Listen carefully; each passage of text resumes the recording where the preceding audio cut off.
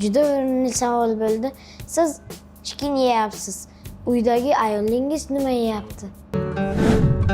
Erkak kishi nima yesa, o'shani ayoliga ham yedirish kerak ekan. Ofitsiant, Labay akajon. menga 1 kilo chicken bering, juft halolimga. Menga 1 kilo qo'shing. Menga ham 1 kilo qo'shing. Juft halolingami? Ha. Mayli, ayolingizga olib berdingiz.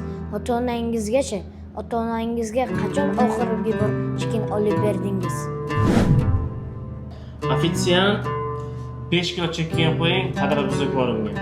Menga 3 kilo chicken qo'ying, janatim onamga. Menga ham 1 kilo qo'ying, ota-onam dietada. Mayli, ota-onangizga olib berdingiz. Jigarlaringizgacha, aka, opa, singillaringizgacha olib bermaysizmi? Ofitsiant, goh chickendagi hamma chickenni qo'y, urug' aymoqlarimga. Sen menga 20 kilo chiqib qo'ying, urug'im o'g'imga. Afsan, 15 kilo chicken qo'ying opa singillarimga.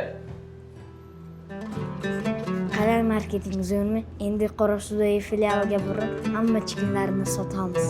Telefonim qolib ketibdi-ku. Qachon jigarlaringizga burger olib berdingiz? Ofitsiant, goh chickendagi hamma burgerlarni qo'ying jigarlarimga. Ana endi burgerlarni ham sotamiz.